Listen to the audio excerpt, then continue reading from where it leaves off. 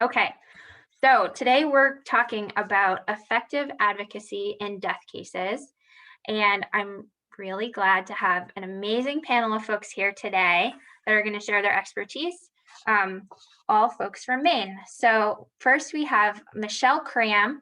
If you want to give a wave, Michelle. Michelle's worked in the victim advocacy field in Maine for 28 years.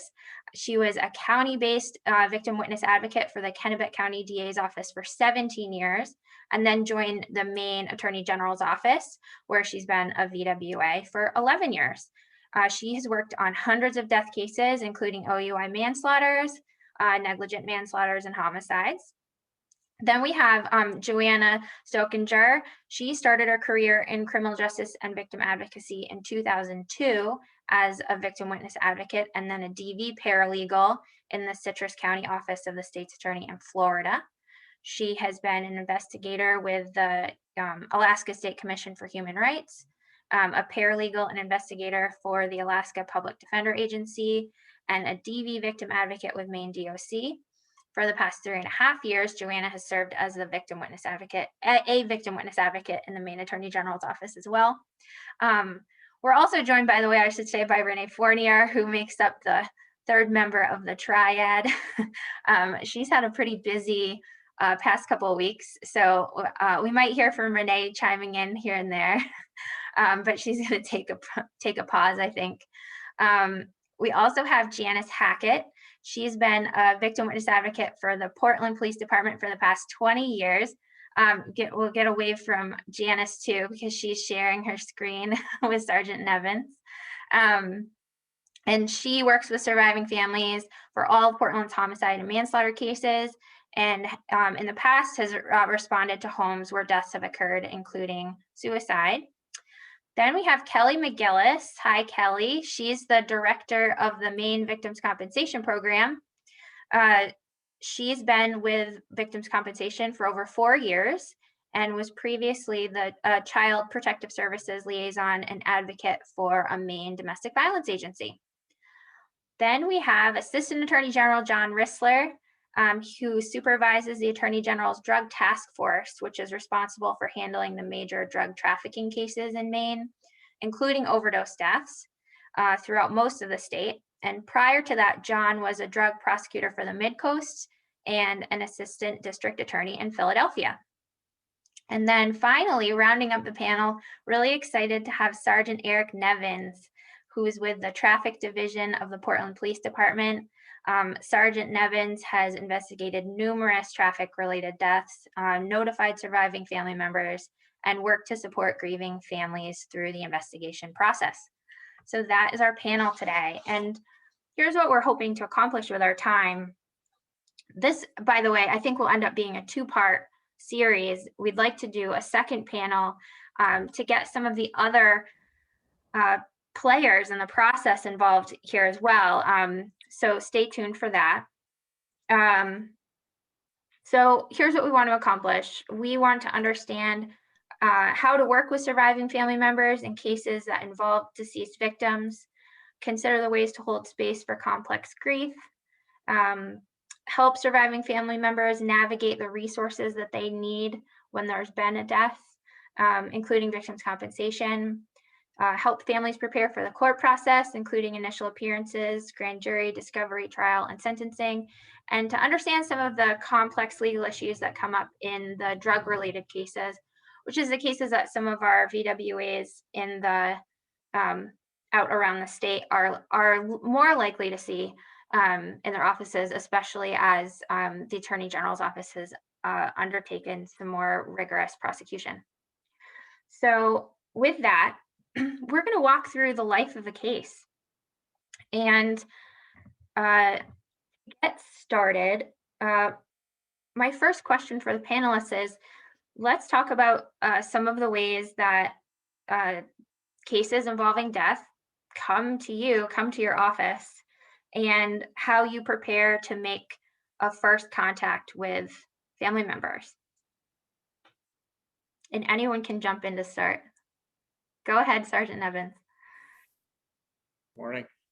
So I worked patrol as a supervisor for 5 years prior to or 3 years prior to moving into the traffic division, and I've been here for 6 years now.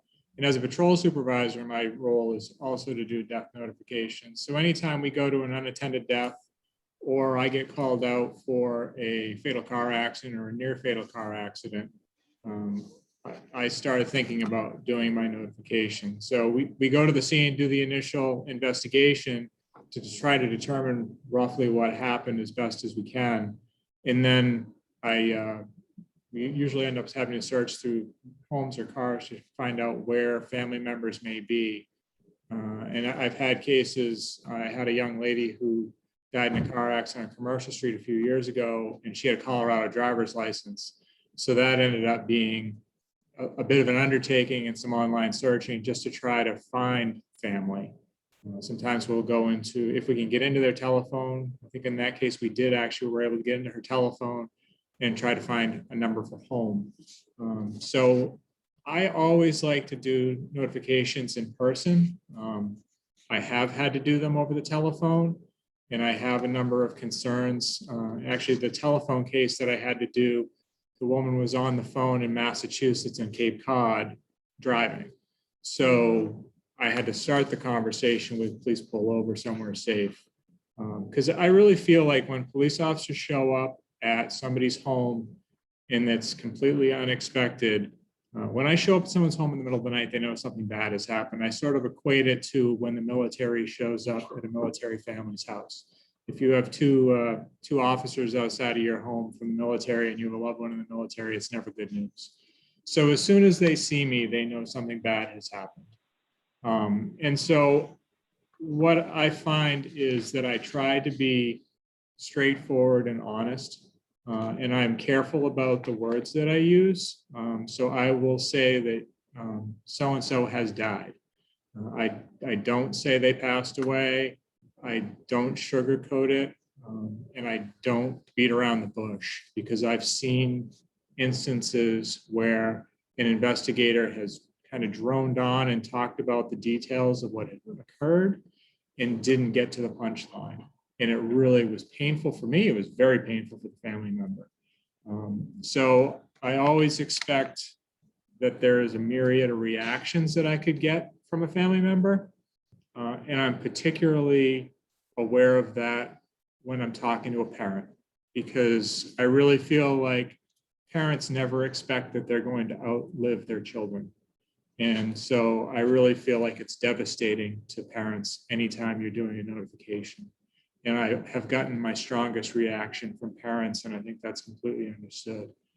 So I'm cautious, and I'm aware that I could get a violent response or any type of response, and that's normal for them. So I'm upfront. So I'm very sorry, but so-and-so has died. And I leave it at that for a minute, because that's a shock and it needs to set in. And I try not to rush into explaining any details. I wait and I let them elicit the information they want to know. I try to shield them as best as I can from any of the gory details. In the end, they're going to find out, and I'm also careful not to lie to people. So I may say something like, I can answer that question later, but right now I'm not sure that that is pertinent to what you need to know, or something along those lines, especially if it's been a really violent death. They don't need to think about their family member in that state. So I try to be generic, as generic as I can, get the initial shock out of the way. And then I started thinking about, who can I call for you? Are there other family members nearby? I need to get them some support. We're very fortunate that we have TIP volunteers who respond to residences here in Portland, and they're a very valuable resource for us. I think about, I had an autistic child who died in a home, who was 7 or 8 years old, and quite a bit of the family was there when it occurred. And so TIP was wonderful to come in and be with the family and to sort of provide a distraction for me for them. and to help talk them through the next steps to get them thinking about a funeral home, get them thinking about arrangements and talking and notifying other family members. I expect that family will notify other family members by telephone. I just prefer to do my notifications in person. And if somebody's out of town, like the young lady from Colorado, I end up calling the agency that covers the jurisdiction that she lived in. And ironically, I was asking for an officer to go out to do the notification. It ended up being her brother-in-law who was working as a police officer, who I spoke to through their dispatch. So I did an initial notification to the brother-in-law, who then went and notified the family. But because of people's reaction to the news like that, that's really why I want to do it in person or make sure it's being done in person, so that somebody can be there to provide support. Something that I've found is to not touch people. I remember notifying a woman in person that her husband had died. He was away on business in New Hampshire and he died in a hotel room. And I felt terrible because I got there, she was coming home with a young child. Clearly, they were a little bit older, so I don't know if the child was adopted or they were just starting a family late in life. But she had a 3 or 4 year old child there with her, and I showed up and I was like, is there somebody who can come over and sit with your child for a few minutes so we can have a conversation? Neighbor came over, they were very helpful. And I gave the woman the news and she was kind of walking around the kitchen and she started to sort of crumble. And I just reached out my hand to try to comfort her by touching her shoulder. And she starkly shied away from me. She's like, don't touch me. Like, okay, sorry. So sometimes even though you think that you're offering comfort and it seems a very natural thing to do, I just caution to be, every case is unique, and I think you sort of have to try to read things as it's played out to you. And you can't say one thing's going to work every time, but I think you need to try to show compassion, and you need to be forthright with people and let them know what has happened, but not be cold and mean about it. Thanks a lot for that. I wonder if some of our VWAs want to jump in.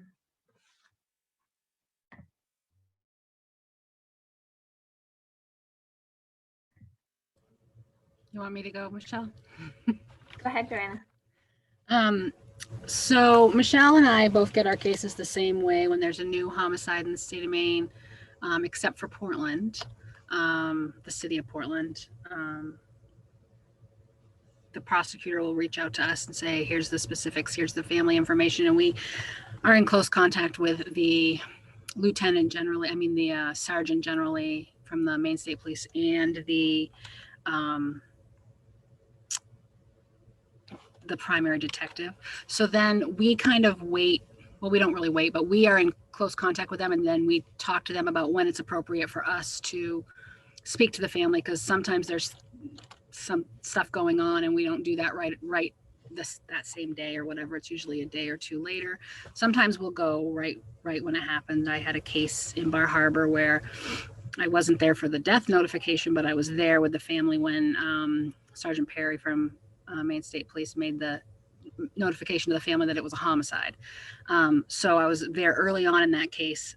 Some cases, we have a case right now that was an arson that it was then determined later to be a homicide. So we didn't get that case for, almost 2 months later, when we were right before indictment. So there's a lot of, generally our people just call us and tell us this is a case. And then Michelle and Renee and I handle most of the active cases, and Michelle and I know our caseloads. So we just kind of go back and forth and cover for each other, or decide who's going to take the case. And then we usually make phone contact initially with the family, but we try our best. COVID's made things a little different, but we try our best to meet with the family in person as soon as we can. One of the most important things I think I do in the beginning is I tell the family that, I'll never lie to them.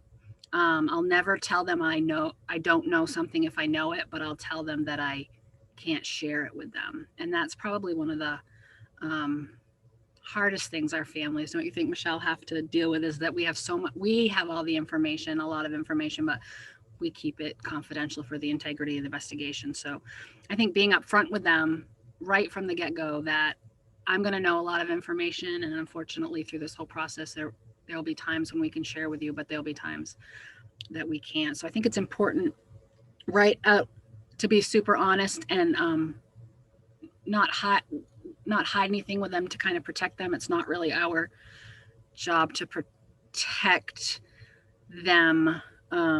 They can kind of decide how they get the information. Some families only want to know if there's a court coming up. You know, some families are like, I don't want to know every time something's happening. Just email me. Some families want a phone call once a week. So I think it's important that we kind of let the families make the decision on how we contact them and how much information they get from us. Some want to know everything and they're really want to see all the pictures, want to see all the things, and some families don't want any of that. They show up when they need to and they want to, but they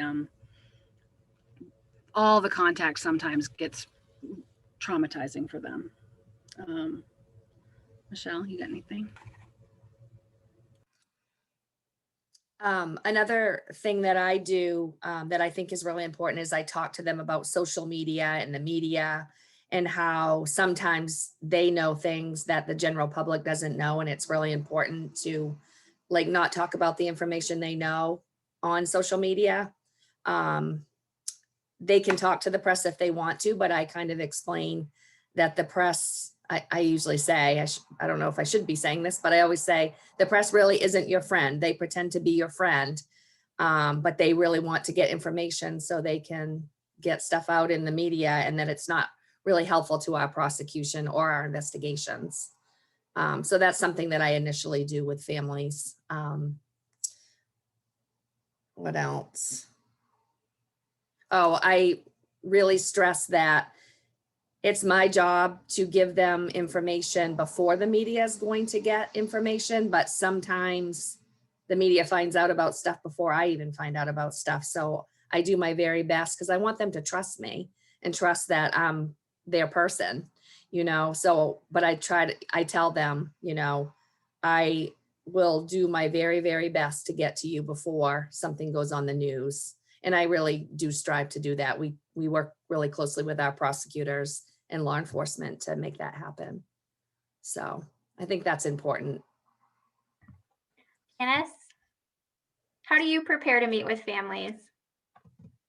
Well, how do I get cases, you mean?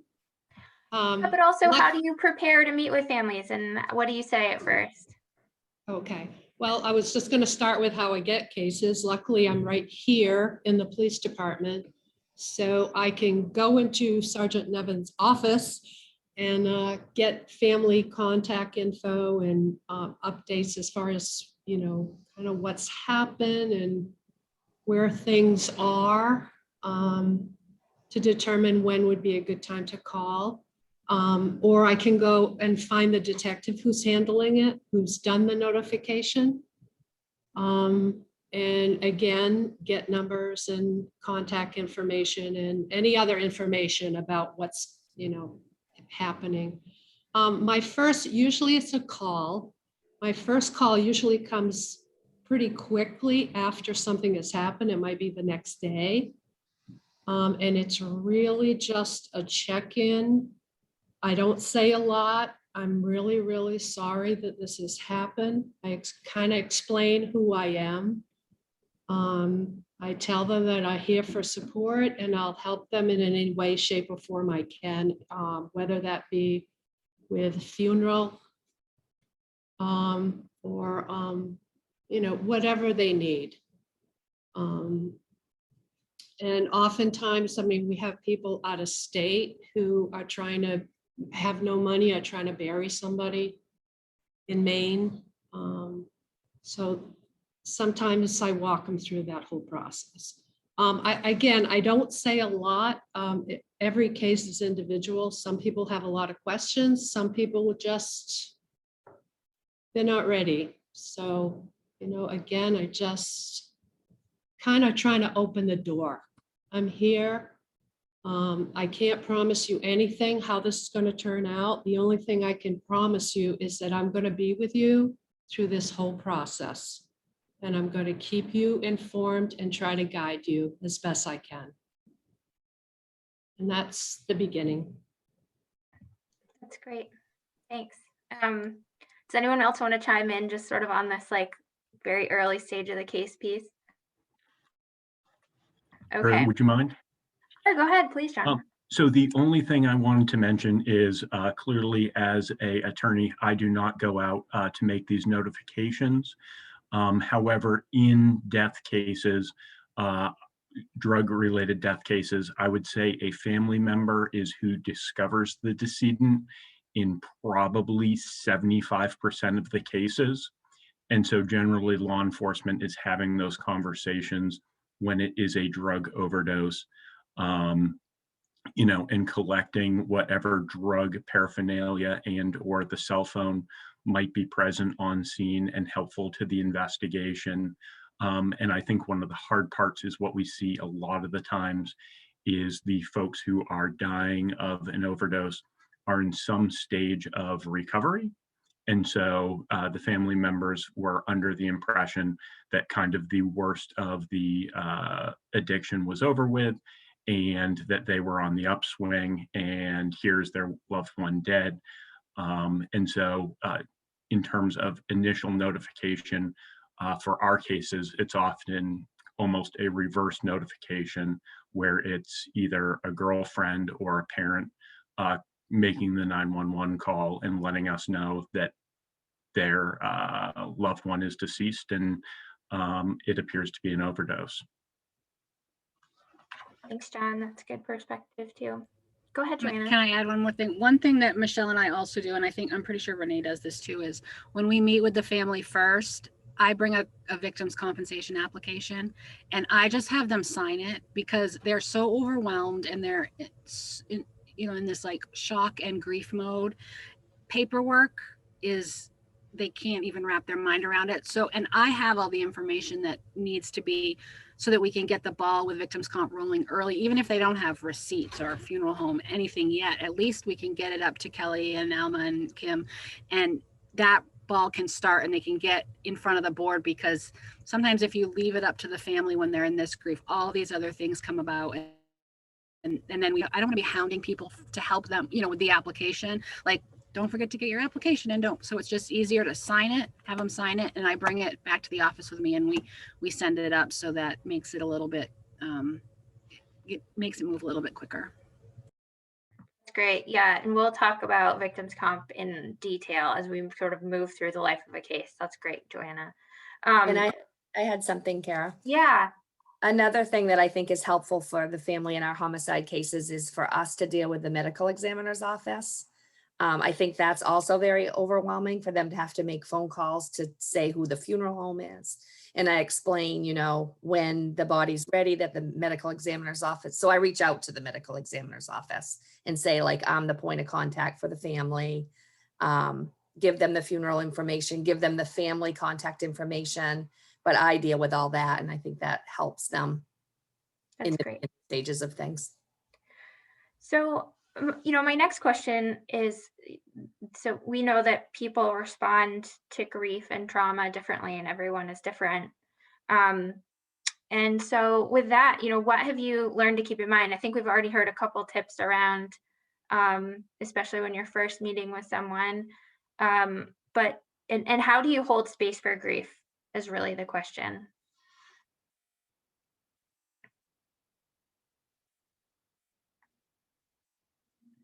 I can talk for a minute. Yeah. I think the best thing is you just have to, everybody's different and you just have to be yourself and listen to them, and you just you use your common sense. You give them what you feel they need and don't give them too much information. And I don't know, you just have to go with it, kind of. Yeah. Authenticity is really important, right? Right. To really just sort of be yourself and be your compassionate self. Yeah. Exactly.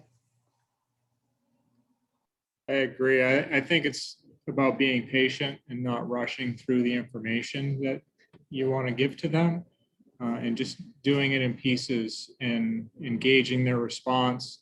Um, we lost a friend, and my daughter was young at the time, and somebody told me is that children are the most natural grievers because they haven't had all these pre-existing notions put in their head about how they're supposed to respond. So I just sort of sat back and watched her respond through grief. And I try to do that with families too, because there's no right or wrong way to respond. I've seen people be angry. I've seen people be extremely sad. I've seen people be unbelievably forgiving of the person that caused their loved one's death. And while it was difficult for me to understand where they're coming from, it doesn't mean it's wrong. And so I just letting them be who they are and letting their response, not judging their response and giving time for it, I think is very important.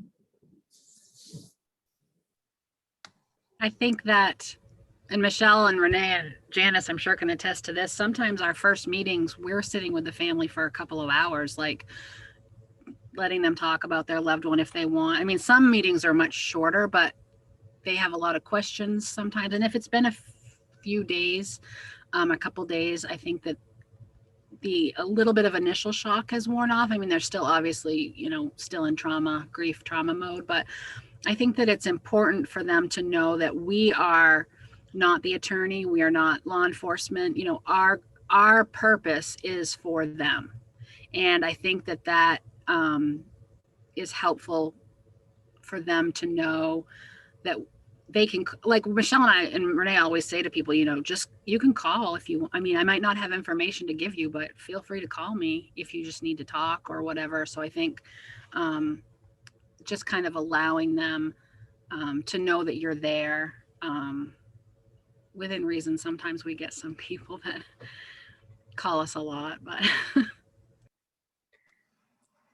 I also think somebody said this earlier, your choice of words. I remember way back when I was a homicide advocate, one of the other advocates had said to the family, "I'm sorry for your loss," in a homicide case. And that irritated the family because they felt like somebody took their family member away. It wasn't a loss. So now I am really careful. Like I always say, "I'm sorry, I'm meeting you under these circumstances."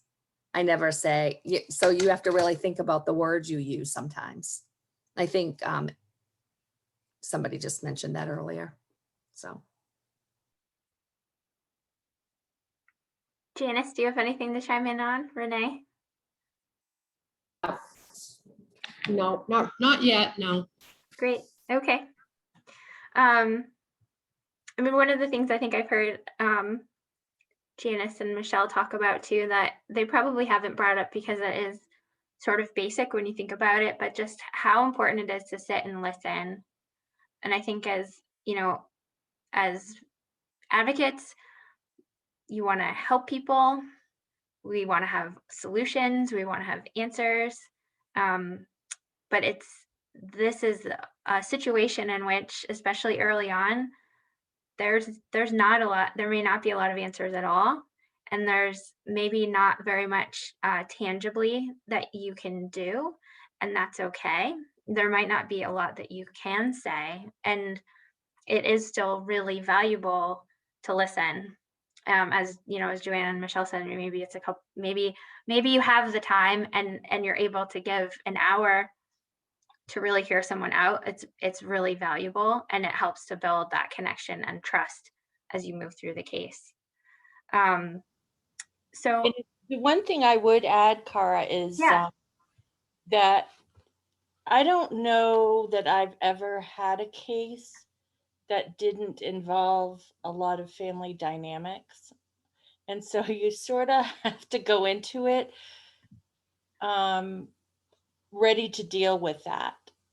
So who to keep separated, how many people do you actually have to have contact? When you make the phone call, will that person call 3 other people, and will the other person call 4 other people, so that you're not on the phone calling everybody saying the same thing. So I look for that opportunity, those opportunities, but there's always, very seldom is there not complicated family dynamics. Thank you for that segue into my next question.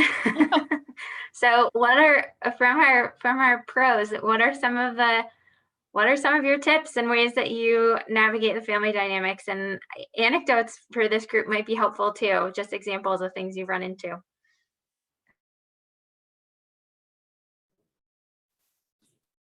I've gotten burned on it a couple of times, and it's difficult to anticipate.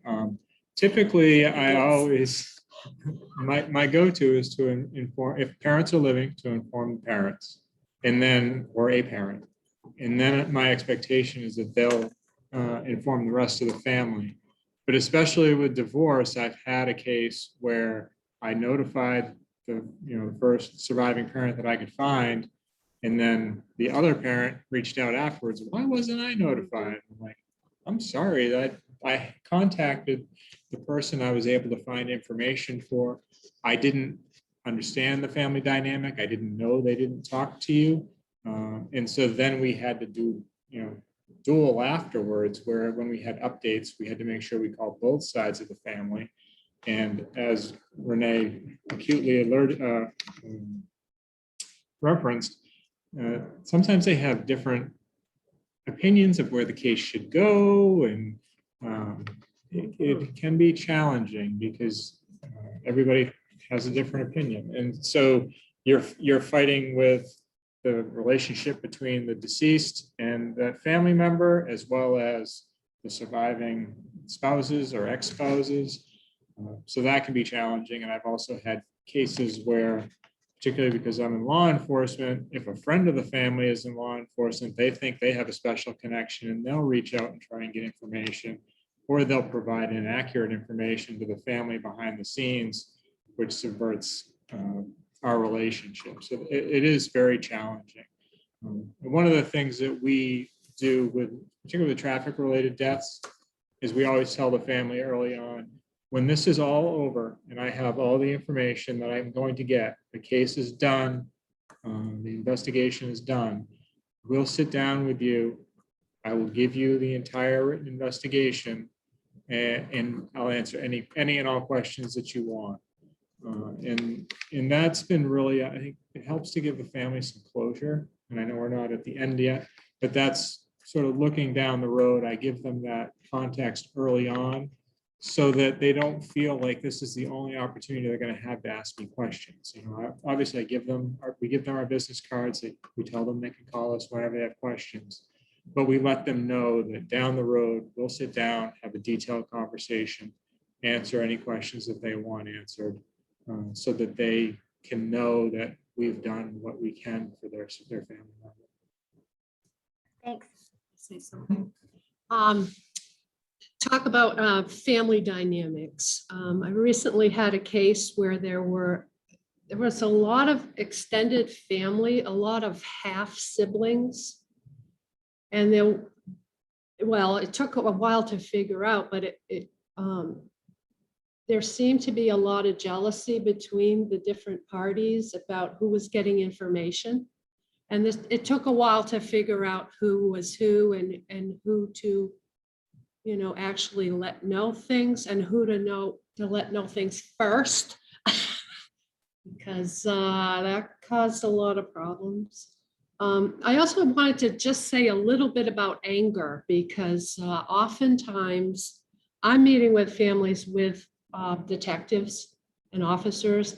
They've just been told something, but they're not allowed to get any details. So there's often a lot of anger coming at us, because they feel like this is their family member and they should be told everything.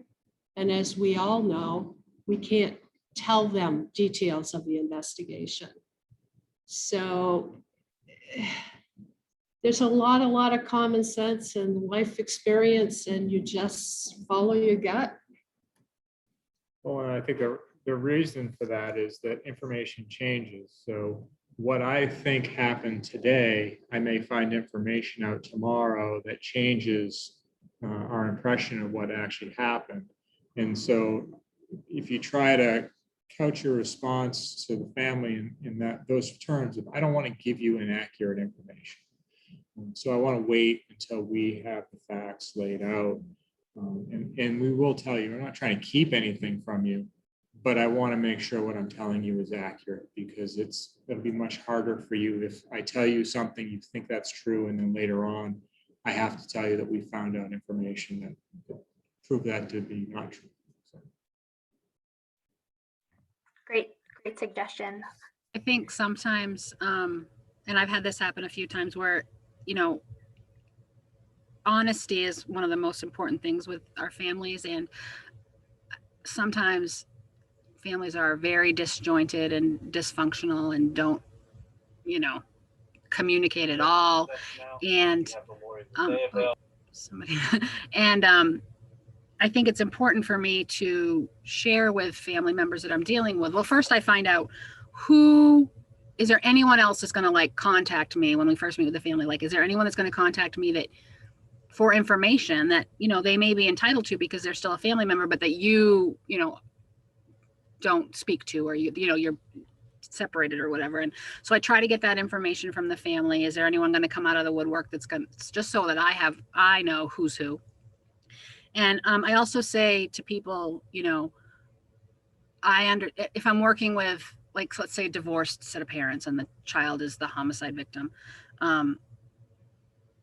sometimes I have to say to both sides, I'm going to be giving this information to, this person's mother and this person's father or this person's sister, even if you don't want me to, because they are still a family member and they are entitled to this information. And so if I say that up front from the get-go, they don't feel like I'm, not telling them things and things like that. So I think honesty is important. And I also think that delivery is important. And I think you can be honest and upfront with people, even with information they don't want to hear, if you do it gracefully. And like Michelle says, if you choose your words, I think it's important. Our tone of voice is very important. We know all those things, so I think that upfrontness is very important right from the get-go. So the next question is about support and resources. So we've touched on victims comp, which we're going to get to next. And Michelle had a really good point about working with the medical examiner's office.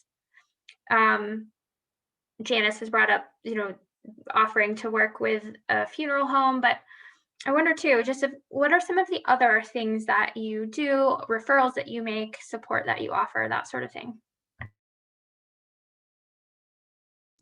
For us in our homicide cases, we refer the families, we give them our booklet, which talks about the court process, and it has that booklet has lots of resources and stuff for families. I help people initially lots of times with counseling referrals, and maybe trauma, if somebody has witnessed the crime, setting up trauma counseling for them. Did I say parents of murdered children? Refer them to the Parents of Murdered Children support group. So initially, those are things that we talk about when we first meet with families. Is there anything else, Joanna, that I missed? Not missed. I think one of the important things too is with the Parents of Murdered Children, a couple years ago, and Kelly could probably speak to definitely when this happened, Victims Comp started allowing, if there was a claim open, Victims Comp will pay for the inscription on the Parents of Murdered Children monument that we have that's in Augusta. So sometimes people will see that and they'll look at the application and they'll be like, $150. I don't have $150, and then they just set it aside. So every year, like the beginning of the year, towards spring, Michelle and Renee and I reach out to our newest, families that we've been working with and just say, would you like me? This is coming up soon, and I will submit the application or the claim, the form to up to Kelly's office, so that they're kind of out of, I make sure the spelling's correct and everything. So we help them with that too. And that's, I think, another, there's some other things that we, mostly counseling, like the Pathfinders in Bangor and the Center for Grieving Children in Portland. We refer families to that a lot. Great. And go ahead. Sorry. So obviously I'm in the initial stages. So sometimes we also always call TIP if they're available during the pandemic. You might explain what that is. Sorry. It's a trauma intervention program, and they're volunteers that come out and they sit with the family and help them through the initial stages. Some of the other things that I do is trying to recognizing that people that are in that amount of grief aren't going to remember a lot of things. So, and sometimes I'll go to the family and be like, who do you want for a funeral home? Well, they never anticipated they were going to lose their loved one, and they've never had a relationship with a funeral home. So we'll choose a funeral home for them from our list. But then I'll write down on a piece of paper for them who the funeral home is and what their phone number is. And I'm also careful to tell them that this is not a permanent choice. And just because Conroy Tully takes their loved one today doesn't mean that if a family member reaches out to them and says, well, we'd like to use this funeral home, and you change your mind, the funeral homes will transfer custody of your loved one. So I try to take some of the pressure off of them by letting them know that the decisions that they're making right now, if they make a decision right now, aren't unchangeable. There's not a lot of pressure here. We'll make the necessary decisions to move things along for you, and you can change your mind down the road. And don't feel bad about that if it happens. And we have cases where that's just naturally going to occur anyway because people are out of state. So we'll have somebody pick them up, and then we'll give them the information so that whichever funeral home they choose can make the connection and have them transferred. So just I try to slow things down for them and let them know that there is time. This isn't an immediate decision that they have to make. And then Janice is always helpful for following up. So we're lucky that we have her here as well to follow up with our victims. So that takes a lot of case load off of us because we can work on the case and she can make a connection and then reach out to us if she has questions or needs information. Mm-hmm. Yeah, I always make sure that they know you have time. You're going to have time. This is not, as far as funeral homes, you know, I'll help you in any way. I'll get you information. I'll call, whatever, but it doesn't have to be today. I mean, you have time. And they usually need time, right? And we contact the Attorney General, the medical examiner's office and do all those things for them as well. They don't need to do that. That's just our normal protocol. I think now would be a great time to talk about what's available through victims' compensation for surviving families and how that works. Yeah, so I think the officer makes a really good point about when people are initially in that really traumatic headspace, it's hard for them to remember all the resources that are being recommended to them or given or suggested, any of that. So it's kind of just like planting seeds along the way. And hopefully, you know, that's kind of the plan of outreach that I've had, is that make sure that every person that they're encountering along the way knows about victims' compensation so they can plant that seed. The homicide VWAs do a great job with that, of like, just sign the application. We'll put the other stuff on it. It's okay. Like, let us help you. And I think that's how we have such a, you know, large percentage of our applications coming from victim witness advocates. I just wanted to tag on to that. That's a great point. And I will talk about the program a little bit. So the Victims Compensation Program is set up to help victims of violent crimes, to help them with the monetary losses that they experience during this. So we can cover everything from lost wages, medical therapy, and then also in cases of homicide, we do have some costs that are eligible for compensation through us. So we can reimburse funeral costs. We can reimburse the cost of a funeral up to $4,500, the cost of a monument or a burial marker up to $500, and then the parents of murdered children engraving cost is $150. So all that put together, $5,150 is about the maximum that we can do for funerary charges. We also have something available called a homicide benefit. This is up to $1,000. It's used for unique circumstances that come along with the cost of funerals sometimes. So if a body needs to be moved to a different state or a different place because that's where they need to be buried, that can be used, the homicide benefit can be used towards that. We can use it towards travel to have family members, immediate and close family members come to Maine if needed, including doing any of the planning for the funeral stuff. So that's really there for emergent needs, for things that are outside of the normal scope of funeral, burial marker, or parents of murdered children charge. And it's also been used for non-traditional funeral services for if there's different cultural traditions or requirements for funeral services. So that is kind of what the eligibility of funeral costs looks like. We can also cover dependent care up to $50 a day to a $1,000 maximum. And what that is somebody that is not the primary victim. In this case, it may be something where a family member takes time off from work to take care of a dependent child of the homicide victim. So that kind of helps with that monetary cost a little bit. Again, that's a maximum of $1,000, but every little bit counts. So we do require that the application gets filled out, it comes in, we start pulling any supporting documentation that we need. So it can be funeral bills, it can be the police report, the investigation. We too often have information that the family does not have. So sometimes Joanna and Michelle and Renee are able to provide the board a little bit of additional information that adds clarity to the determination and helps us kind of figure out what's going on with the case. All of our documentation is completely confidential. We cannot release it without the authorization of the Attorney General. So that information that comes to us is very confidential.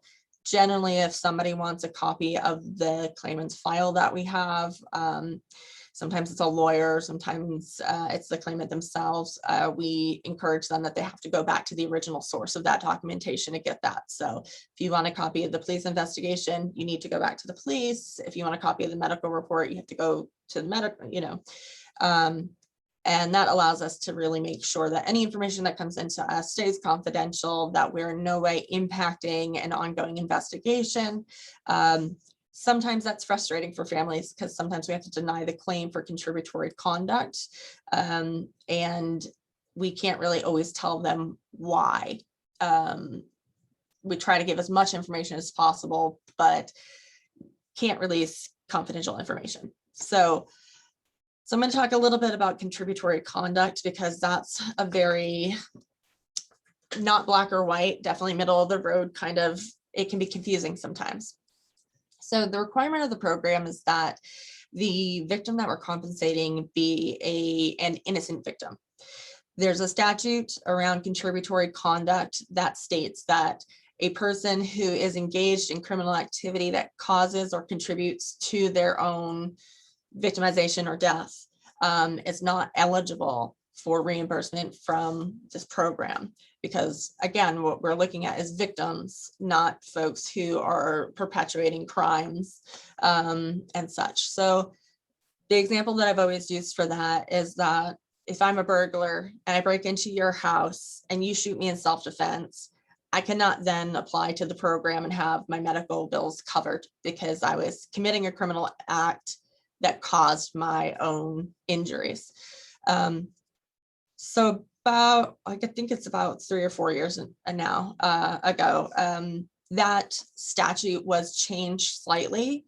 So now, instead of the board must deny claims with contributory conduct, they have the ability to deny in part or in whole, or not deny it at all. This is most often used, and again, the board is still getting used to this and like setting precedent of cases, or of how they deliberate on cases. Usually what we see in a case of a homicide where there's contributory conduct that the board does award for the funeral expenses is if the criminal activity that the victim was engaged in was a non-violent criminal offense. So if they happen to go and purchase drugs, and during the commission of purchasing drugs, they are killed, that's not a violent crime. We don't consider that to be, you should have expected to die when you went to do this. So that's the kind of contributory conduct that the flexibility of the statute as it's written now allows for us to compensate the family for the funeral expenses. So that's kind of what we look at that. It is still kind of a case-by-case basis. But that's kind of where the board is fleshing that out. Is it a violent crime? Is it a non-violent crime? Because that's really what we're here to do, is help folks that are victims of violent crimes. If the case is denied by the board does have, the claimant or the family of the claimant does have the right to request a hearing from the board. At that point, they are able to present any information or evidence that they think would change the board's mind when it comes to the denial. So at that point, the board can either then approve it or continues to deny it. At that point, if it's denied for the hearing, it would go to the Superior Court of Maine, where a judge would make that determination if needed. That's only happened 3 times in the course of the program, so it doesn't happen that often. So, all right, I've talked a lot. Thanks so much, Kelly. Now I want to turn to John to talk about some of the unique circumstances that are coming up in the drug overdose cases, because those are the cases that I know are starting to pop up around the state and will be really helpful for some of our VWAs to hear about. Thank you. And I just want to give a little bit of an introduction and history to the drug overdose cases. So as Kara mentioned, I'm the drug task force coordinator, and I supervise the 7 attorneys across the state who handled the drug trafficking cases for the Attorney General's office. We cover everywhere except Aroostook and Washington counties. And one of the subtypes of cases that we handle are aggravated trafficking and aggravated furnishing cases involving death. Just so everybody is on the same page, trafficking is the legal term for drug dealing, transferring drugs to another in exchange for consideration. And furnishing is drug gifting. We don't see a whole lot of it, but that's giving drugs without getting anything in exchange. And the legislature has determined certain factors will aggravate these drug crimes, such as having a firearm, giving them to children, doing so in a school zone, and causing death is one of those factors. So I began working as a drug prosecutor in Maine back in March of 2016. And I've seen a lot of changes in both kind of the practical way in which drug trafficking is happening, as well as the law. Over the last 5 years, fentanyl was completely non-existent when I started. At this point, if we have what is purported to be dope down or whatever street name it is, There is going to be at least some fentanyl, if not the majority fentanyl in it, which has become much more dangerous in terms of overdoses. But I've also seen the removal of a lot of stigma around substance use disorder, and a greater role of prosecutors and law enforcement in trying to get people into treatment rather than just looking at punishment.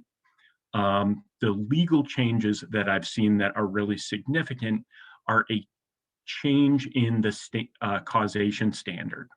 So when I started in 2016, the standard for an aggravated trafficking where the issue was that it caused someone's death is that it was a but-for causation standard, meaning that we had to show that the drugs that the defendant trafficked were the cause of death. And unfortunately, what we found in the toxicology reports from the medical examiner's office is it was very rare that someone would die of a drug overdose involving only one drug.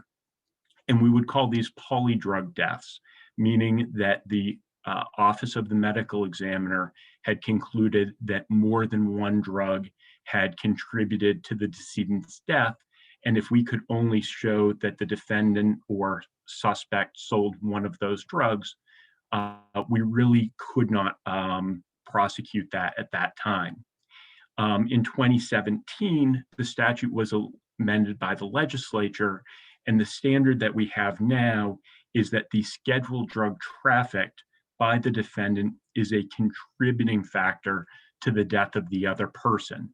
So now all we have to show is that the drug that was sold, even if it's just one of multiple drugs contributing to the death, as long as we are able to charge that case as an aggravated trafficking where it's aggravated based on a death. So what began happening is investigators were starting to bring these cases to prosecutors. Prosecutors were able to determine we can prove this case, and so they were filing charges. The unfortunate thing is for all the things that drug prosecutors do well, we almost never handle victim cases. I think prior to that, really the only victim case I could think of would be stealing drugs. And quite frankly, in those cases where the drugs were illegally possessed by the other person, we weren't necessarily getting a whole lot of victim impact on that particular crime. So we started charging these cases and moving forward on prosecutions without really realizing that there's a family here, that there's a decedent, and we really need to be getting their input. And unfortunately, no one, as we started to handle these cases, really came up with any type of a statewide strategy or agreement on how these things would proceed. Quite frankly, I think sometimes we forgot that we were dealing with a victim crime. And although most of the drug prosecutors are stationed in district attorney's offices throughout the state, even though they may know the local VWAs and have a good friendly relationship with them, they may not have an ongoing working relationship with them that would cause them to remember, hey, I need to get this person involved. So what I've seen kind of throughout the state, unfortunately, is a fairly disjointed approach to handling these cases. Some of our prosecutors do all their own work in terms of contact and follow up with the family. Sometimes we only ask for assistance of VWAs to assist with particularly difficult families, which in many ways isn't very fair to you folks. And really overall, as a result, family members of the victim of these serious crimes are not always given the best advocacy because prosecutors are doing a lot of this work, and it's not what we're trained in, and it's not what we're particularly good at. So to a certain extent, I don't want to suggest that it's anyone's fault other than kind of institutionally us not thinking about the fact that we were taking on this new type of case without thinking about how that relates back to the fact that we need to have contact with these families. And it's not just a case where we need to get law enforcement's input. So hopefully moving forward, we can work on improving that aspect. In terms of the practical assessment of these types of cases, there are a lot of reasons why we may not end up being able to go forward.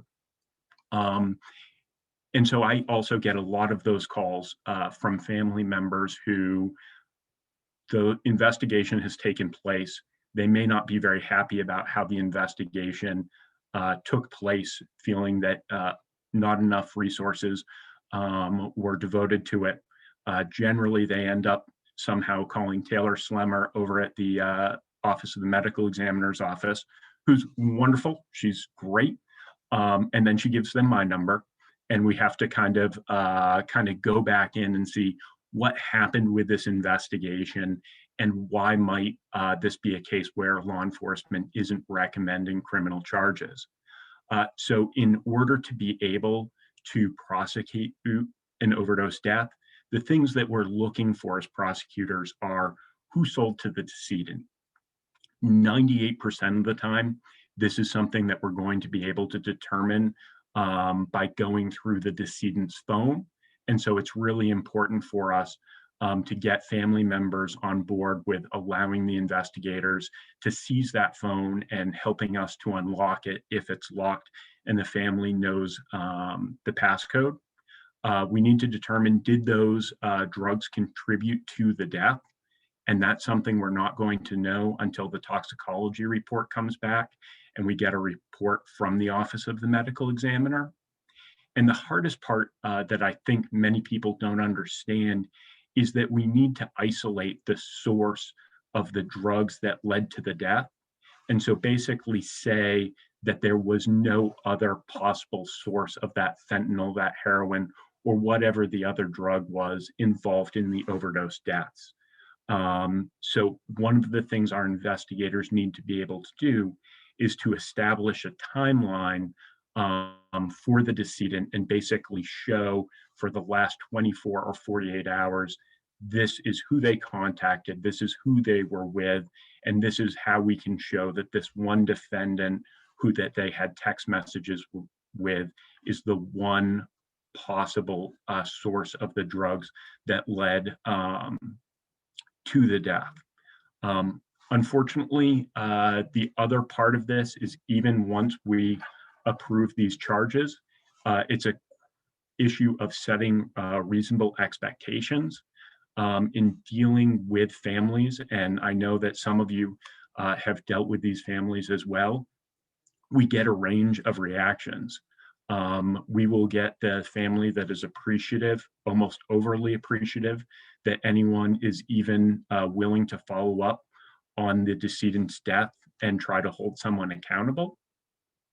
We also have families who don't understand why this isn't being charged as a murder and that we're not pursuing that angle of investigation.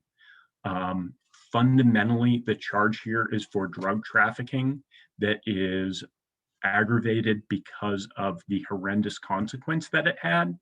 The conduct of the defendant is the exact same as, someone who wouldn't be looking at the aggravated offense. It's just because of the nature, the nature of the consequences of their actions. And the other trend that I see all too often is the majority of those who sell drugs to someone who dies ends up being a friend or just, an acquaintance rather than some big time profit-seeking drug trafficker who's importing massive amounts. Sometimes that can make it harder for the family because they hold that person morally responsible for being involved in the substance use disorder of their loved one, even though that's not necessarily a legal factor. So these can be very difficult to deal with. The other thing that I will mention is, in my experience, is there also tends to be a lot of interesting family dynamics that different can take different approaches. For instance, I had one case where I found out that the reason that the mother wasn't willing to talk to me was because she was being prosecuted for aggravated drug trafficking by our office. And I didn't know that when I made initial contact with the family. Would have been helpful. But most of the time, what I find is that you have family members, and especially parents, who have a great deal of guilt over the fact that their child died of an overdose and that they weren't able to get the help that their child needed. I've spoken with parents who have sent their kid to out-of-state rehabs, who have tried to do everything reasonably in their power and weren't able to really help their child deal with their substance use disorder. And a lot of the times I find that, just like everyone on the panel talked about, sometimes the job is to listen to them talk about the aspects of their child that weren't the drug user, because I think a lot of them want us to recognize that there was more to their loved one than drug use. And then also, not necessarily absolve them in any way, but let them know that we understand that they tried to get their loved one help and that unfortunately it wasn't successful. So those are kind of my general thoughts, and I hope that was helpful. That's great. Thank you so much, John. So next, with the little bit of time we have left, I want to sort of walk through the life of a case as we're, imagine that there's been a charge. Or maybe we're moving towards a charge. So my first question is how we help families prepare for grand jury and any other sort of initial appearances in the case, and what you all do to support that process.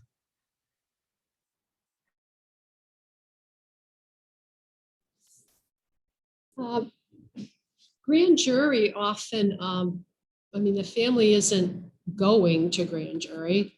And sometimes I'm not allowed to tell them about grand jury. It just depends. It depends on the case.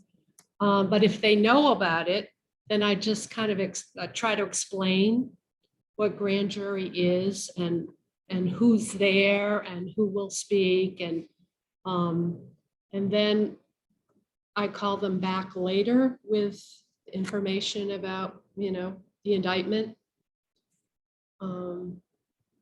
That's the beginning, very beginning. Sometimes, again, I'm not allowed to tell them initially when the grand jury is. Sometimes there's concern about people showing up for a grand jury when they shouldn't be anyway. But I always am able to tell them when there's been an indictment, because I'm always very happy to hear that. Grand jury. Yeah, anything else on that? Yeah, we don't. Oh, go ahead. Sorry, I just try to set realistic expectations about the likelihood of getting an indictment, and then what the indictment really means. Is just because the bar is fairly low to get an indictment, and that's far different than getting somebody prosecuted.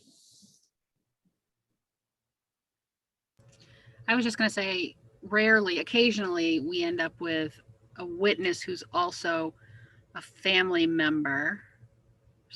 Maybe not rarely, it happens quite often actually. And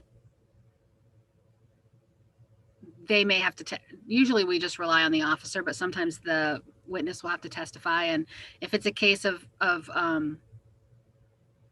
somebody who the prosecutor feels like that they need us there, we don't go in obviously in the grand jury, but we sit outside with that person before their testimony and just kind of be there to support them. We don't usually notify anybody of the indictment until the grand jury rises, and then we just reach out to them and say this is, and then the next step is the initial appearance, or the next step is the arraignment, and you know, if the family wants to go to that, right now, everything's by Zoom. So if they want to go, I mean, sometimes people don't go because it's just such a quick hearing, but some families are adamant about going to everything. So we'll go with them and sit with them or go on Zoom with them. Can I speak to that about the arraignment?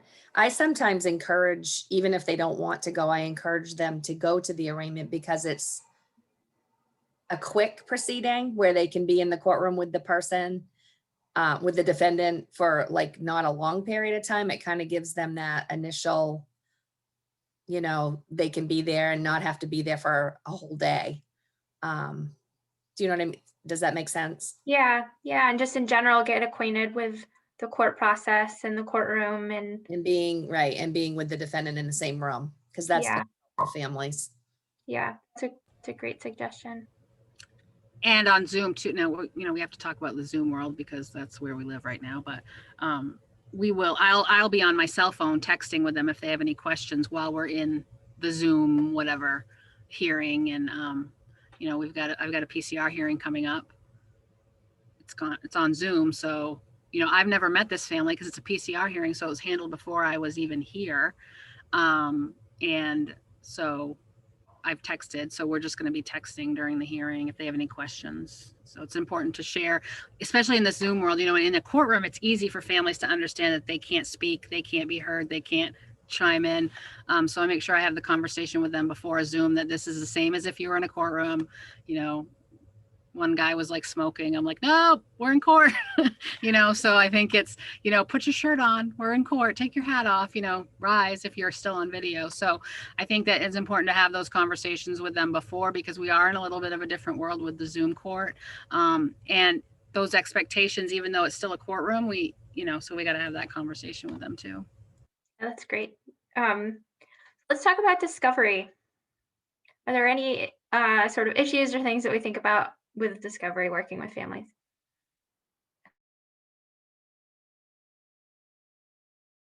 None?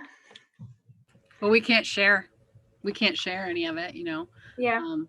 But I do, you know, it's sometimes frustrating for families when we talk about this, that the defendant gets all of his discovery and we can't stop him from doing whatever, you know, mailing it to his mom, who then talks about it, you know. So that's kind of a hard conversation to have sometimes, because they feel like if he, you know, so we have to explain the whole constitutional rights and all that thing. He gets all that stuff, but we can't share that stuff. So, you know, and I explained to them, you know, if I wouldn't, like, they see things posted on Facebook or somebody told somebody. And I always caution people to, you know, unless it comes from our office or law enforcement, take it with a grain of salt from what you see, because you don't know what that information, how valid that information is. So that's, I think, important too. And I always explain to families that at some point they'll be able to know everything that we know and everything that the defendant knows. And I just encourage them to be patient. And if they get frustrated, that they can call and talk with me. And that happens a lot. Great. I know John wanted to jump in, Sergeant Evans too. So just one thing that I have had experience with is making sure that if something about their loved one is going to be coming out in the discovery that they may not know about, that they get informed. I had a overdose death victim who was a successful accountant, had her own firm. But in the course of going through her cell phone, we discovered records that she also was trafficking cocaine on the side. And that's something that came out in discovery. And so because of the nature of the charge, we had to sit down with the family and let them know that this may be something you didn't know about, but you're going to be hearing about, because it's going to be something that the defense is going to be arguing as a mitigating factor in the case. And that was not a particularly fun conversation to have, but it was important. Yeah, I think, so I also have to draft press releases for all of our fatal accidents, and that includes, as much as I push back, it includes the family members' names and stuff. So I try to talk to the family members before I put that press release out to let them know. So just so they're not caught off guard, it's along the same lines. If any information is going to be released publicly, we try to let the family know ahead of time. And somebody brought up constitutional rights, and I think it's an ironic time right now because everybody's all about their constitutional rights, and yet they don't think other people should have them. So they want you to violate other people's constitutional rights, but not theirs. So trying to explain the process to families is important, and why things are the way they are. And even the standard of guilt beyond the reasonable doubt. I think it's difficult sometimes for people to understand that. I always, when I'm talking to my officers, there's always a difference between what we know and what we can prove, and trying to express to the family how high that burden is to set a reasonable expectation for them is important. That's great. And that's actually a great segue when we're talking about beyond a reasonable doubt to talk about preparing families for trials. What do folks do to get families ready for a trial? One of the first things is to let them know when it is. Sometimes I've brought people into the courthouse before to show them exactly where people are going to sit, where they're going to be. Sometimes there are photos that are going to be shown during the trial. It's helpful if a family can view those before the trial. So we try to do that. There's often a number of meetings before trials as well. But the first piece is getting them to the court and where they're going to be. And that's, there's a lot of anxiety around that first day. And I really go step by step. I'm slow. I don't rush the information that I'm giving, and because it's going to be repeated 100 times, probably. So just giving them an idea what could occur, and I'll be right there with you. Michelle. Yeah, I also go through like the autopsy report with families before a trial to prepare them for what the medical examiner is going to say. I think that's one of the most difficult pieces of a trial for the family to sit and listen to. And sometimes there's like autopsy photos that are shown during trial. Actually, last week or the week before, the last 2 weeks, we had a homicide trial up in Bangor. And I had gone through all the photos and all the evidence and kind of gone over the witness testimony and things like that with the family. But some photos popped up that defense used that I didn't know were going to happen. And it was very traumatizing to the family members. So I always explain to the family that sometimes things are unpredictable, and I try to prepare them as best as I can, but sometimes things happen, and I encourage them, and tell them they can leave the courtroom at any time. I go through all of that with them too. One thing that I know Michelle, Renee, and I do too is after we look over the photos before trial, usually it's like the day before or a couple days before, really close in time, we try, is I have them, I write down the ones on a sticky note that are, because they've seen them. So if they know they're not going to want to see them blown up, on the screen, they have the evidence number. So when they're listening in trial, they can hear evidence number XYZ. They know to like look away or close their eyes or look down. That's always helpful, I think, for some family members. Some families want to watch the whole thing and see it all, and some, don't want to see it. So you kind of got to gauge. And sometimes you have a myriad of families that half the family wants to be there and see everything, and some of the family members don't want to see any of it. So you kind of got to know.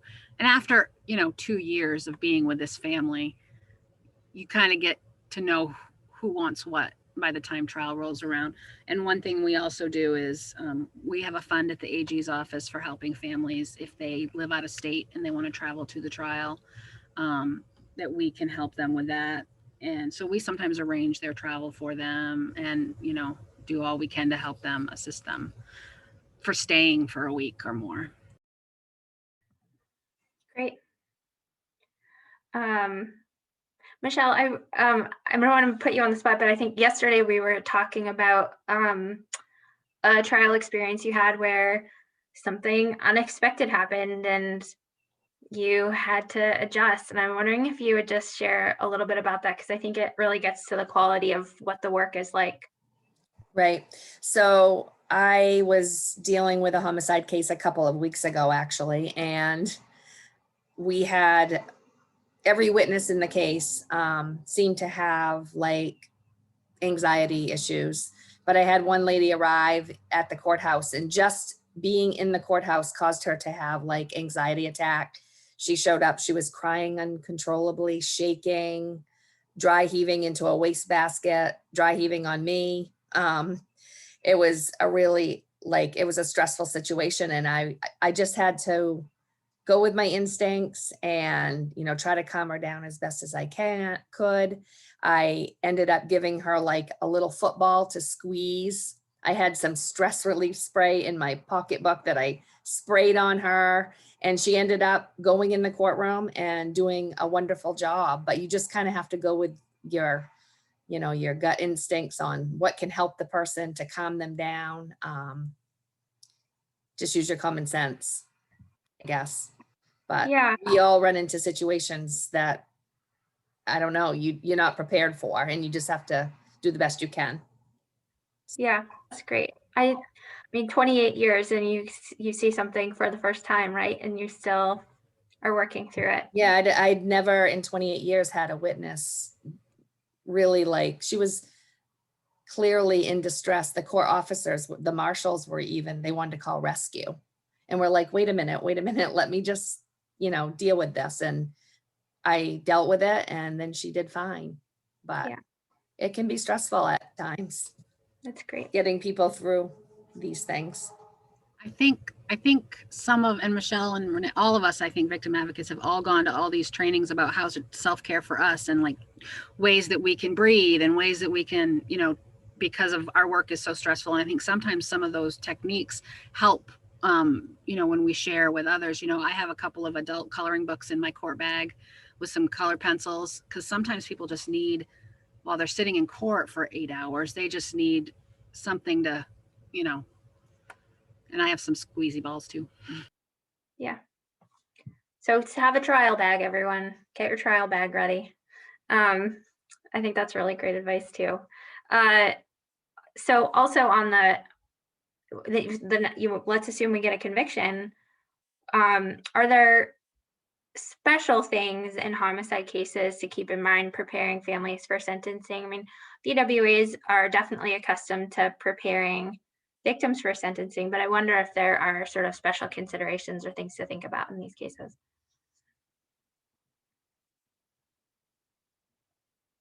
Any thoughts for everyone? Well, I think John touched on this in some of his cases, that the families, I know during trials, the families always want to talk about their loved one, about the person that they were. They always, and that doesn't always come into trial. Defense, a lot of times in these cases, likes to make the victim seem like the bad person. And the family, it's really hard for the families to just sit and listen to all of that. But I think one of our most important roles is to explain to them, if we get a conviction at sentencing, you're going to be able to talk about your loved one. You're going to be able to show photos of your loved one. You're going to be able to let the judge know the kind of person your loved one was.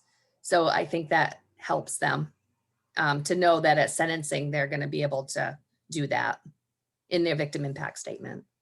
That's great. I think that's one of our most important roles as a victim advocate, actually, is helping them with sentencing and victim impact statements. Yeah. So that's great. I would love to open up for questions and see if we have some questions from our participants, and also if there are just other things that come to mind for the panelists to sort of jump in and share, that would be great as well. And if you want to ask a question, just turn your camera on and unmute yourself. I had something that popped into my head that I forgotten about early on. And it's about trying to be flexible when you can. So several years ago, I had a man from Africa commit suicide. And the family was very, very concerned about being able to do a death ritual before we removed him from the scene. So initially we said no because it was this crime scene and we had processed it and everything. But as we worked through it, the detective sergeant decided that we would process the scene. It was clearly a suicide. We didn't have to preserve any evidence. And then we would bring the family in and we would stand by while they did their ceremony to say goodbye to their loved one. And it was very unusual for us, but I think particularly where there's a lot of cultural diversity within our community, it's important to be sensitive to that. And even though it was a little uncomfortable for us and unusual, it was important for the family, and it gave them a sense of peace. And I think had we not been able to facilitate that it would have been much more difficult for us going forward with any interactions with the family. There were some religious undertones that they were concerned about had they not been able to do the ceremony. So I think deciding and determining when you can be flexible in working with the family is important. We have to make sure that we preserve the case, but it's also important to give the family closure where we can. So I thought that was a good compromise that we struck, and it opened my eyes to possibilities of things we don't normally think about. Thanks for that. That's a great contribution. Any other questions? People can type them into the chat too.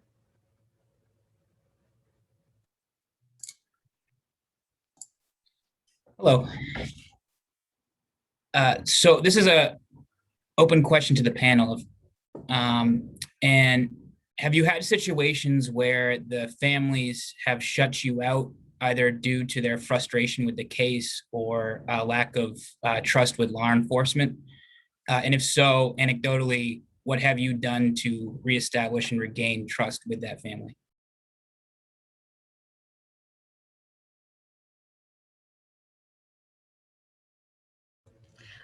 I've never had anybody really shut me out yet. I hope I don't. We've definitely had anger and frustration and maybe like a little bit of radio silence where they just need to not talk to me for a while. And, you know, I think just touching base and letting them know that, you know, I'm their contact for the case. So any, you know, I mean, I think if it got to a point where someone didn't want to work, I mean, we have 2 other VWAs, but we could, you know, switch off to, but that's not, has that ever happened, Michelle? I think that we're so flexible with how we respond with people and, you know, they realize that we are there for them and to help them. And we just sit and talk and we kind of let them go. Right. And I think I've had cases where people are really angry and they scream and holler at me, and I just have to constantly explain my role and just be as patient and polite and kind and compassionate to them as you can be. And they even if you don't have the greatest relationship with them, I think they still reach out to you. I've never had anyone completely shut me out. And maybe like a case that was declined. Yeah. People are angry and I never talk to them again, but that would be probably it. And sometimes we have cases where the family is actually sides with the defendant. They're aligned with the person that's charged.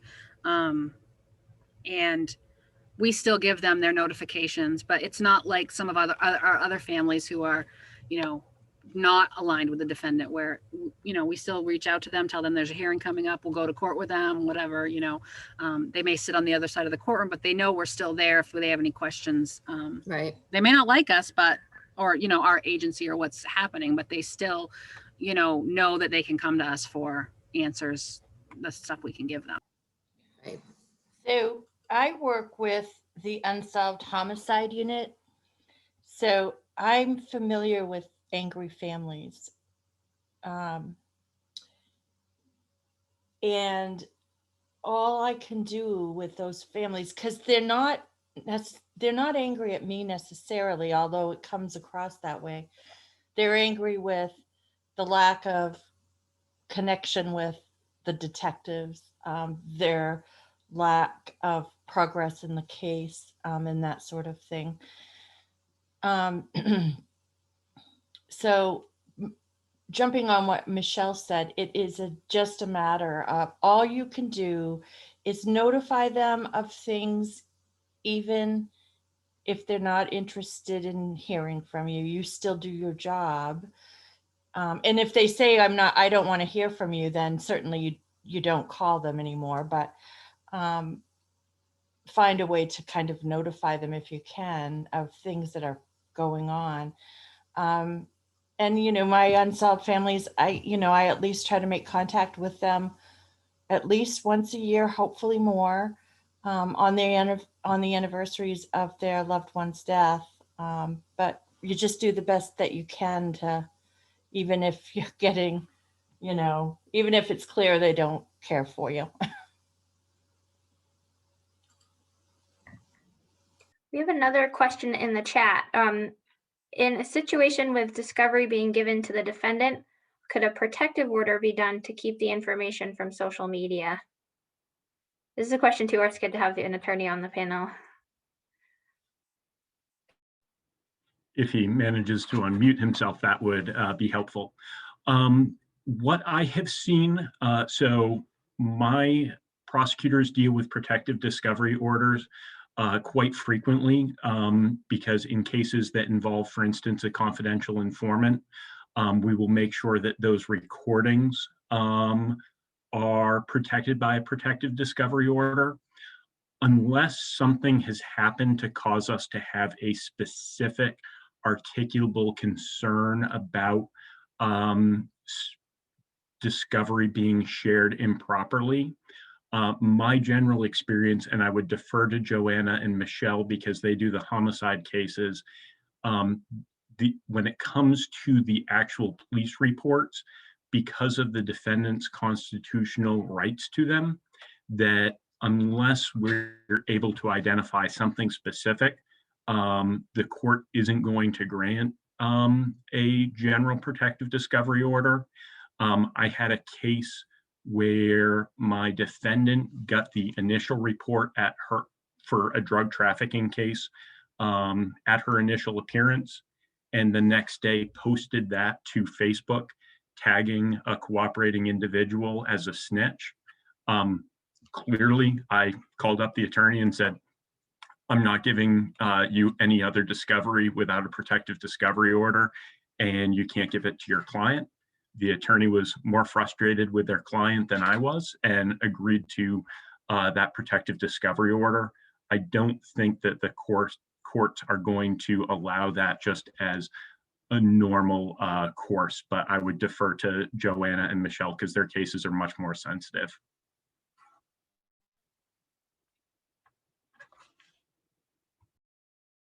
I've never seen it. I've never seen it either. So I don't know the answer to that question.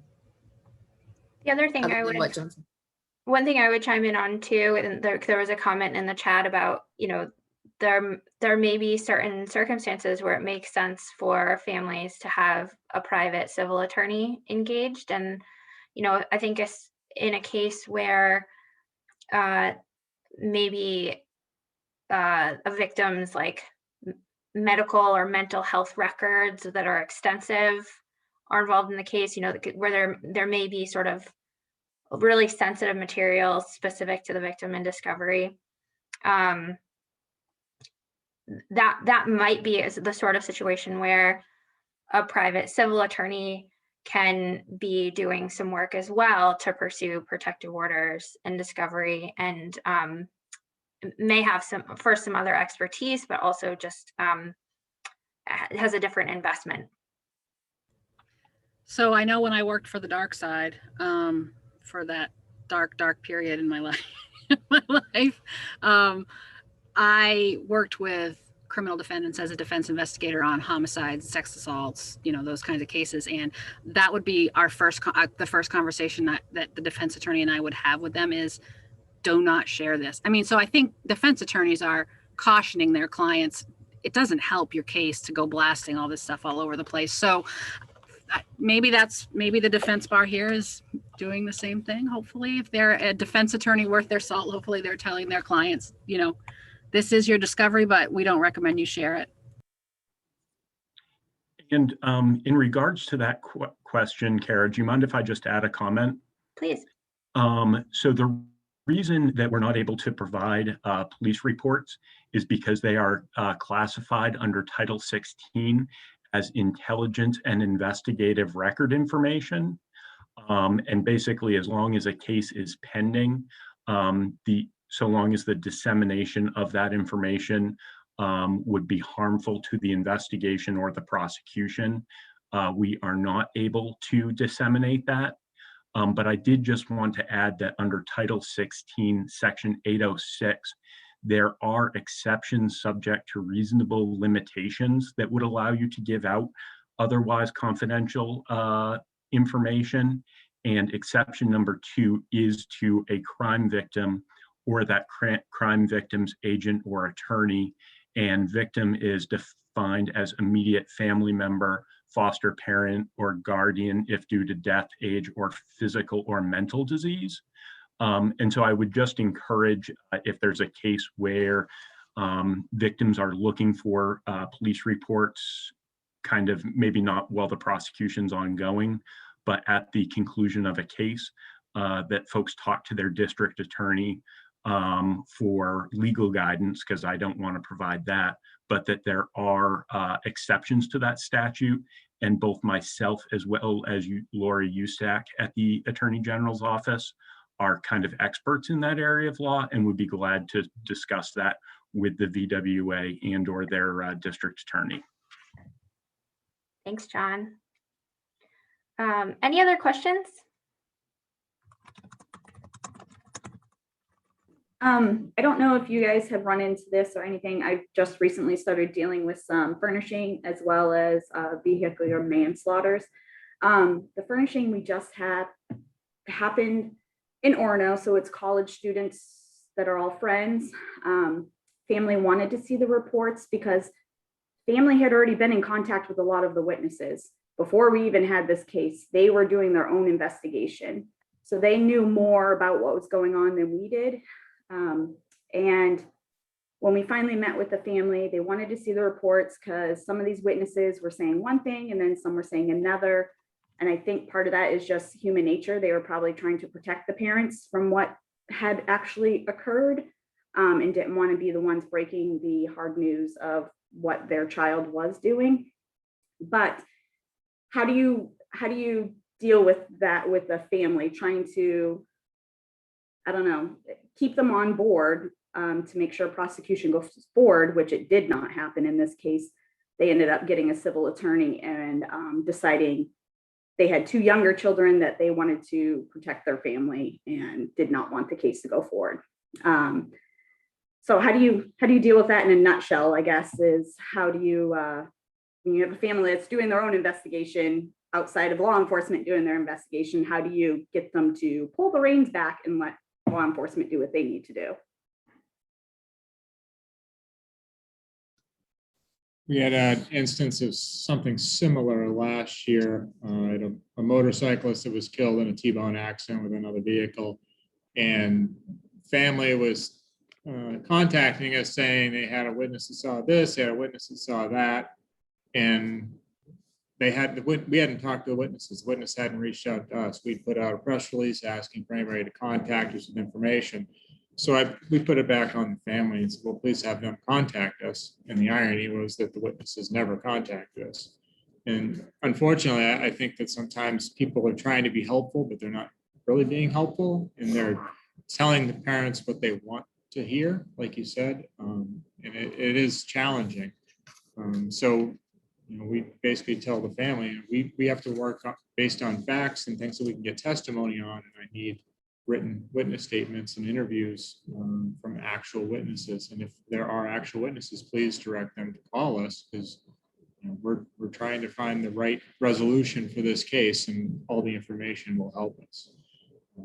So I think it's just trying to push back a little bit to get accurate information. It's the best we can do. I've never had a situation where the family was necessarily interviewing potential witnesses like you were talking about. Certainly, I would encourage them, if they were aware of a witness, to direct them to an investigator. And quite frankly, if my investigator wasn't being proactive, my approach would be to reach back out to the law enforcement agency and suggest that maybe a more proactive investigator should be assigned. Unfortunately, my experience with family is that we live in very small communities where a lot of people tend to know each other. And that kind of creates a bit of a rumor mill where people will take things as known fact, and there's just no actual witness. And I think it can be really difficult, both in the context of death cases, just in the case of criminal prosecutions, of explaining that the rumor that everyone believes is not evidence that we can use. And I've definitely seen that in overdose death cases where everybody knows that so-and-so sold the drugs to the decedent. And then when you ask how everyone knows that, what evidence do we have of it? Unfortunately, there's nothing that would be admissible, or it's really not more than a rumor in my experience.